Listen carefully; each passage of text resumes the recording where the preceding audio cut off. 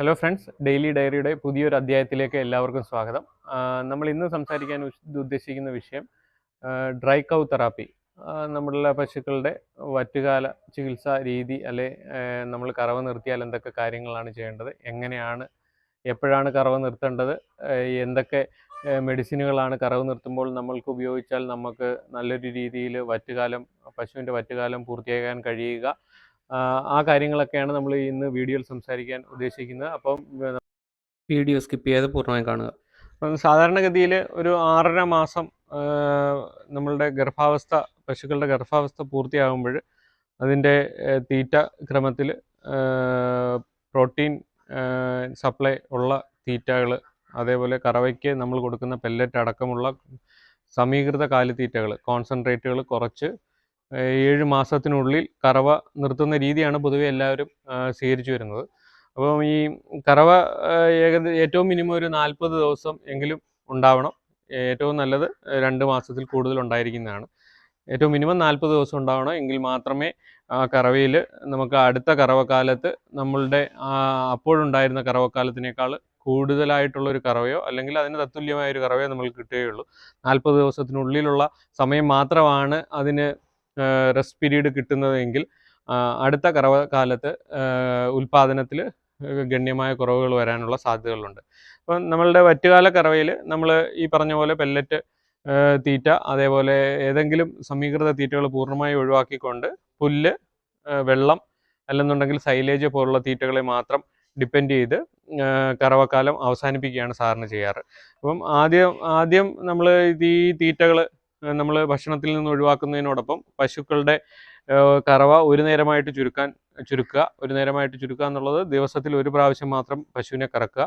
അപ്പം സ്വതവേ 6 മാസം കഴിയുന്നതിനോട് അനുബന്ധിച്ച് കറവയിലുള്ള പാൽ ഉൽപ്പാദനം കുറഞ്ഞു വരികയും നമ്മൾ അതോടൊപ്പം തീറ്റ ക്രമത്തിൽ ഈ കോൺസെൻട്രേറ്റ്സുകൾ ഒഴിവാക്കുമ്പോൾ നന്നായിട്ട് പാൽ കുറയും എന്നുള്ളത് കൊണ്ട് വളരെ എളുപ്പത്തിൽ തന്നെ നമുക്ക് ഒരു നേരമായിട്ട് ഈ കറവ ഒരു ദിവസം ഒരു നേരമായിട്ട് നമുക്ക് ചുരുക്കാവുന്നതാണ്. അതിനുശേഷം 1.5 ദിവസങ്ങളിൽ, അങ്ങനെ ഒരു 3-4 ദിവസം കണ്ടിന്യൂ ചെയ്തതിന് ശേഷം 1.5 ദിവസങ്ങളിൽ കറക്കുന്ന ഇതിനോടൊപ്പം 7 മാസം പൂർത്തിയാക്കുകയും 7 മാസം പൂർത്തിയായതിനു ശേഷം നമ്മൾ ഇനി മുന്നോട്ട് വീഡിയോയിൽ കാണുന്നത് പോലെയുള്ള മെഡിസിനുകൾ ഉപയോഗിച്ച് നമ്മൾക്ക് കറവ പൂർണ്ണമായിട്ട് നിർത്താവുന്നതുമാണ്. ചില പശുക്കൾക്ക് കറവ ഉൽപ്പാദനം നല്ലപോലെ കൂടുതലുള്ള ചില പശുക്കൾക്ക് നമ്മൾക്ക് ഈ ഫോറേജും വെള്ളവും മാത്രം കൊടുത്ത് ഒരുപക്ഷെ കറവ നിർത്താനുള്ള ഒരു സാഹചര്യങ്ങൾ ഉണ്ടായിക്കൊള്ളണമെന്നില്ല. അവരുടെ ഉൽപ്പാദനം വളരെ പെട്ടെന്ന് കുറയാനുള്ള സാധ്യതകളില്ല. അപ്പോൾ നമുക്ക് ഡ്രൈ ഫോഡർ, പ്രത്യേകിച്ച് നമ്മളുടെ വൈക്കോല്, കച്ചി എന്നൊക്കെ പറയുന്നത് നമ്മൾക്ക് ഉപയോഗിച്ച്, അതായത് നമ്മൾ വൈക്കോല് കൊടുക്കുമ്പോൾ അതിൻ്റെ റൂമൻ എക്കോസിസ്റ്റം മെയിൻറ്റെയിൻ ചെയ്യാൻ കഴിയും. അതോടൊപ്പം അതിൽ നിന്ന് ന്യൂട്രീഷണൽ ആയിട്ടുള്ള കാര്യങ്ങളൊന്നും, ന്യൂട്രീഷണൽ വാല്യൂ തീരെ ഇല്ലാത്തതുകൊണ്ട്, പാൽ ഉൽപ്പാദനത്തിനുള്ള സാധ്യതകൾ ഇല്ലാത്തതുകൊണ്ട് നമ്മൾക്ക് കറവ നിർത്താനായിട്ട് പെട്ടെന്ന് കഴിയുന്നതാണ്. അപ്പോൾ വൈക്കോലും വെള്ളവും ആണ് ഏറ്റവും കൂടുതൽ ഉൽപ്പാദനമുള്ള പച്ചപ്പുല്ല് നൽകിക്കൊണ്ട് ഉൽപ്പാദനം നിർത്താൻ അല്ലെങ്കിൽ കറവ് നിർത്താൻ കഴിയാത്ത പശുക്കൾക്ക് ഡ്രൈ പീരീഡിലോട്ട് കൊണ്ടുവരാൻ വേണ്ടിയിട്ട് നമുക്ക് ഉപയോഗിക്കാൻ കഴിയുന്ന ഒരു തീറ്റ വസ്തു. അപ്പം സാധാരണഗതിയിൽ നമ്മളുടെ ഫാമിൽ തീറ്റയിൽ, കറവ സമയത്തുള്ള തീറ്റയിൽ നമ്മൾ വൈക്കോൽ ഉൾപ്പെടുത്താറില്ലെങ്കിലും ആവശ്യമെന്ന് തോന്നുകയാണെങ്കിൽ നമ്മളുടെ കറവ നിർത്തുന്ന സമയത്ത് നമ്മളുടെ പശുക്കളുടെ തീറ്റയിൽ വൈക്കോലും ഉൾപ്പെടുത്താറുണ്ട്. വൈക്കോൽ മാത്രമായിട്ട് ചുരുക്കിക്കൊണ്ട്, വെള്ളവും വൈക്കോലും മാത്രമായി ചുരുക്കിക്കൊണ്ട് 7 മാസത്തിനുള്ളിൽ ഗർഭകാലത്തിൻ്റെ 7 മാസം പൂർത്തിയാകുന്നതിനോടനുബന്ധിച്ച് കറവ് നിർത്തുകയാണ് നമ്മൾ ചെയ്യുന്നത്. നമ്മൾ ഈ കറവ നിർത്തുകയാണ് ഒരു പശുവിൻ്റെ. അപ്പം കറവ നിർത്തുന്ന കുറച്ച് പാലുണ്ട്, നമ്മളത് പിഴിഞ്ഞ് കളയുകയാണ്. യൂസ് ചെയ്യാൻ പറ്റത്തില്ല. നമ്മൾ ഏതാണ്ട് ഒരു എല്ലാ കാമ്പിൽ നിന്നൂടെ 1/2 ലിറ്ററിനകത്തുള്ള പാലുണ്ട്. അപ്പം അത് പൂർണ്ണമായിട്ട് കറന്ന് ഒഴിവാക്കി സെപ്രാവിൻ DC ആണ് നമ്മൾ ഉപയോഗിക്കാൻ പോകുന്ന മരുന്ന്. ഇതാണ് നമുക്ക് കോമൺ ആയിട്ട് നാട്ടിലൊക്കെ അവൈലബിൾ ആയിട്ടുള്ള, മറ്റുള്ള 1-2 കമ്പനികളുടെയൊക്കെ വരുന്നുണ്ടെന്ന് തോന്നുന്നു. പക്ഷേ അതിനൊന്നും അത്ര നല്ല റിസൾട്ട് ഉള്ളതായിട്ട് കണ്ടിട്ടില്ല. ഇതാണ് നല്ലത്. അതുകൊണ്ട് ഡ്രൈ കൗ തെറാപ്പി തന്നെ ഉള്ളത്, ലോങ് ആക്ടിങ് ആയിട്ടുള്ള മെഡിസിൻ തന്നെ വാങ്ങി ഉപയോഗിക്കേണ്ടതാണ് ഡ്രൈ കൗവിനെ ട്രീറ്റ് ചെയ്യാൻ വേണ്ടിയിട്ട്. സാധാരണ മാസ്റ്റേറ്റീസിന് ഉപയോഗിക്കുന്ന മെഡിസിനുകൾ ഫലം ചെയ്യുകയില്ല. അത് 24 മണിക്കൂർ ആക്ഷനേ ഉണ്ടാവുകയുള്ളൂ. MSD എന്ന് പറയുന്ന കമ്പനിയുടെ വൈപ്പാണ്, ആൽക്കഹോൾ വൈപ്പാണ് ഇത്. ഇപ്പം ഉപയോഗിക്കാൻ പോകുന്ന സെപ്രാവിൻ DC, സെഫ്ലോണിയം 250 mg. ഈ മെഡിസിനോടൊപ്പം തന്നെ അത് വരുന്നതാണ് ഈ വൈപ്പ്. ഈ വൈപ്പും അതിനോടൊപ്പം വരുന്ന സാധനമാണ്. ഈ മെഡിസിൻ്റെ ഇൻസ്ട്രക്ഷൻസ് ആണ് എങ്ങനെ ഉപയോഗിക്കണം എന്നുള്ളത്. ഇനി തുടർന്ന് വീഡിയോയിൽ ബാക്കി പറയുന്നു. ഒരു ആൽക്കഹോൾ വൈപ്പ് ഒരു അകിടിൽ ഒരു കാമ്പിൽ തുടയ്ക്കും. ആ ഒരു കാമ്പിൽ ആൽക്കഹോൾ വൈപ്പ് തുടച്ചതിന് ശേഷം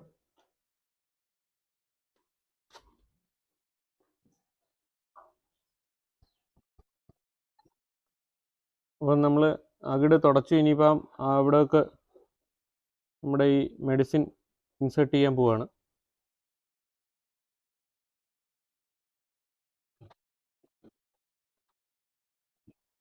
രണ്ടാമത്തെ ടീറ്റ്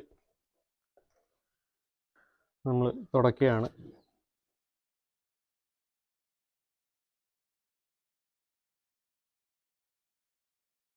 ടീറ്റിൻ്റെ കണ്ടാമിനേഷൻ നമ്മൾ ഏതെങ്കിലും തരത്തിൽ ഈ ഇൻസേർട്ട് ചെയ്യുമ്പം ഏതെങ്കിലും തരത്തിലുള്ള ഇൻഫെക്ഷൻസ് ഉള്ളിൽ പോകാതിരിക്കാൻ വേണ്ടിയിട്ടാണ് തുടയ്ക്കുന്നത്.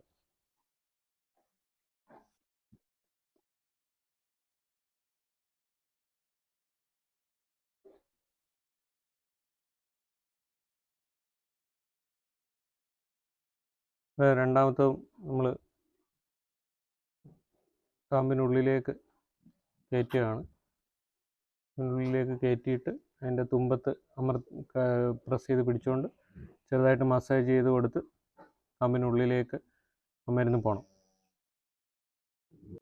ഇപ്പം ഇടത്തെ സൈഡിലെ 2 കാമ്പും ചെയ്തു. ഇനിയിപ്പം വലത്തെ സൈഡിലെ കാമ്പാണ് നമ്മൾ ചെയ്യുന്നത്. വലത്തെ സൈഡിലെ കാമ്പിൻ്റെ തുടച്ചു.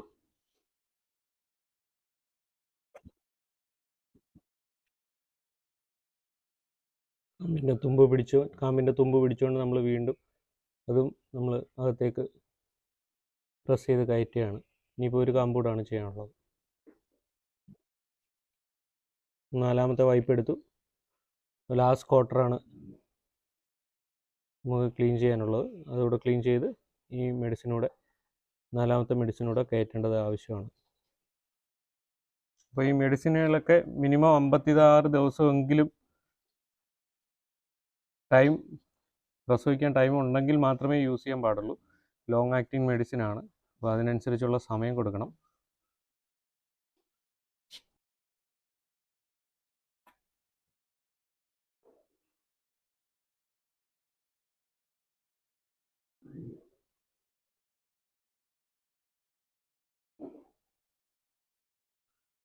അപ്പോൾ നമ്മൾ ടീറ്റ് ഡിപ്പ് ചെയ്ത് കഴിഞ്ഞ് ഇനി ടീറ്റ് ഡിപ്പും കൂടെ ചെയ്യണം നല്ല രീതിക്ക്. ടീറ്റ് ഡിപ്പ് ഡിപ്പ് നമ്മൾ ഇതിനെക്കുറിച്ച് നമ്മുടെ മിൽക്കിംഗ് മെഷീൻ ഉപയോഗിക്കുന്ന സമയത്ത് നമ്മൾ ഇതിനെക്കുറിച്ച് വിശദമായിട്ട് പറഞ്ഞിട്ടുണ്ട്. അപ്പം 4 കാമ്പും നമ്മൾ നന്നായിട്ടൊന്ന് ഡിപ്പ് ചെയ്ത് കൊടുക്കുക. ഡിപ്പ് ചെയ്ത് കൊടുത്തിട്ട് ഈ മെഡിസിൻ ഇൻസേർട്ട് ചെയ്തതിന് ശേഷം ഡിപ്പ് ചെയ്ത് കൊടുക്കുക. ഡ്രൈ കൗ മെഡിസിൻ ഇൻസേർട്ട് ചെയ്തതിന് ശേഷം തറയിലും കൂടെ വെള്ളമൊഴിച്ച് കഴുകി വിടുന്നു. ആ പാല് നമ്മൾ കറന്നിട്ടത് കൊണ്ട് അവിടെ അണുവിമുക്തമാകാൻ വേണ്ടിയിട്ടാണ്. ഇനി പൊട്ടാസ്യം പെർമാംഗനേറ്റ് ലൈനിങ് കൂടെ നമുക്ക് പ്രിപ്പയർ ചെയ്ത് വേണമെങ്കിൽ തറയിലൊഴിച്ച് അണുനശീകരണം ഉറപ്പുവരുത്താവുന്നതാണ്. ഇപ്പോൾ കറവ് നിർത്താൻ ഉപയോഗിച്ച രീതികൾ കണ്ടു. അപ്പം അതുപോലെ നമ്മൾ കറവ് നിർത്തിയതിന് ശേഷം നമ്മൾ തറ സാനിറ്റൈസ് ചെയ്യണം. അതോടൊപ്പം തന്നെ ടീറ്റ് ഡിപ്പുകൾ ഉപയോഗിച്ച് ഡിപ്പ് ചെയ്യാൻ വേണം. നമ്മൾ മുന്നോട്ട് എന്തെങ്കിലും തരത്തിലുള്ള ബാക്ടീരിയൽ ഇൻഫെക്ഷൻസ് അതുപോലുള്ളതൊക്കെ ഒഴിവാക്കാൻ വേണ്ടിയിട്ടാണ് അത് ചെയ്യുന്നത്. അതേപോലെ നമ്മുടെ മിൽക്ക് ഈൽഡ് കറവ് നിർത്തുന്ന സമയത്ത് മിൽക്ക് ഈൽഡ് ഒരു ലിറ്ററിനകത്ത് 1/2 ലിറ്ററിനകത്ത് 1 ലിറ്ററിനകത്തൊക്കെ ചുരുക്കി നിർത്തി വേണം നമ്മൾ കറവ് നിർത്താനായിട്ട്. അപ്പം കറവ് നിർത്തി കഴിഞ്ഞു കഴിഞ്ഞാൽ പശുവിന് ഏകദേശം ഏറ്റവും മിനിമം 40 ദിവസവും ഏറ്റവും കൂടുതൽ ഒരു 60 മുതൽ 70 ദിവസം വരെ നമുക്ക് ഏറ്റവും കറവ കാലം കിട്ടാവുന്നതാണ്. 40 ദിവസത്തിൽ ഒരു കാരണവശാലും കുറയാൻ വേണ്ടിയിട്ട് പാടുള്ളതല്ല.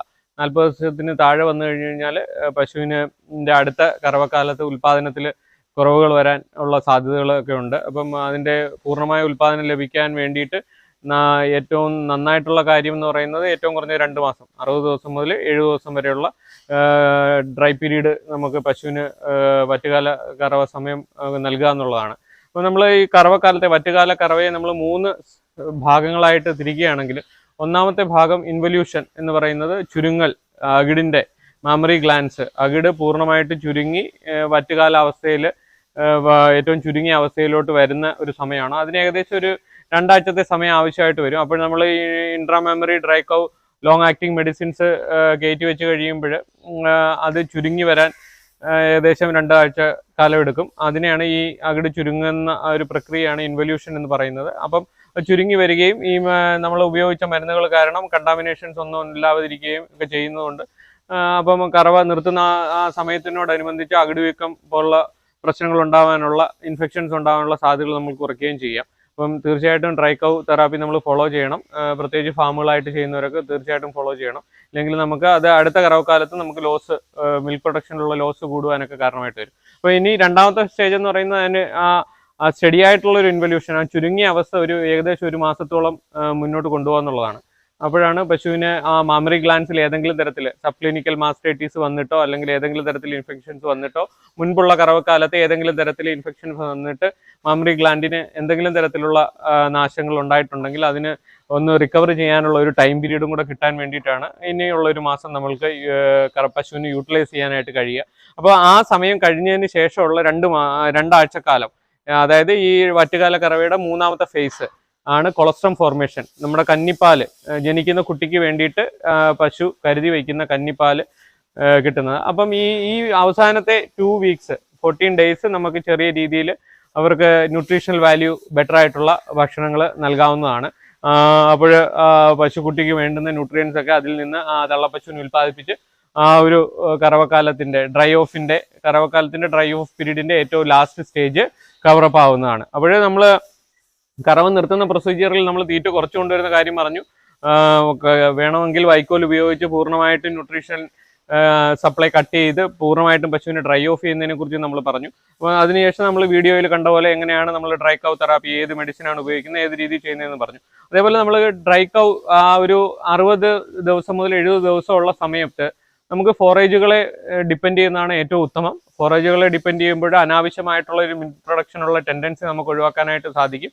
അതുകൊണ്ട് ഡ്രൈ പീരീഡിൽ ഏതെങ്കിലും തരത്തിലുള്ള ഇൻഫെക്ഷൻസ്, പാലടി കെട്ടിക്കിടന്നുകൊണ്ട് ഏതെങ്കിലും തരത്തിലുള്ള ഇൻഫെക്ഷൻസ് വരുന്നത് നമുക്ക് ഒഴിവാക്കാനായിട്ട് സാധിക്കും. ഞങ്ങളെ സംബന്ധിച്ചോളം ഞങ്ങൾ പുല്ല് അല്ലെങ്കിൽ സൈലേജിലാണ് നമ്മൾ ഡ്രൈ ഓഫ് പീരീഡ് പൂർണ്ണമായിട്ട് കൊണ്ടുപോകാൻ വേണ്ടി ശ്രമിക്കുക. ചില സന്ദർഭങ്ങളിൽ നമ്മൾ ബോഡി സ്കോറിൽ എന്തെങ്കിലും കുറവുകൾ ഉണ്ടെന്ന് കാണുകയാണെങ്കിൽ ചെറിയ രീതിയിലുള്ള ഏതെങ്കിലും ബൈ പ്രൊഡക്റ്റുകൾ നമ്മൾ കറവയിൽ ആഡ് ചെയ്യാറുണ്ട്. എന്നിരുന്നാലും നമ്മൾ മരച്ചീനി വേസ്റ്റ് ആണ് ഏതെങ്കിലും സമയത്ത് ഡ്രൈ പീരീഡിൽ കറവയിൽ ആഡ് ചെയ്യേണ്ട ആവശ്യം വരികയാണെങ്കിൽ കൂടുതലായിട്ട് ആഡ് ചെയ്യാൻ വേണ്ടിയിട്ട് ശ്രമിക്കുക. പ്രോട്ടീൻ സപ്ലൈ നമ്മൾ കഴിവതും നൽകാതിരിക്കുകയാണ് ചെയ്യുന്നത് ഈ ഡ്രൈ പീരീഡിൽ.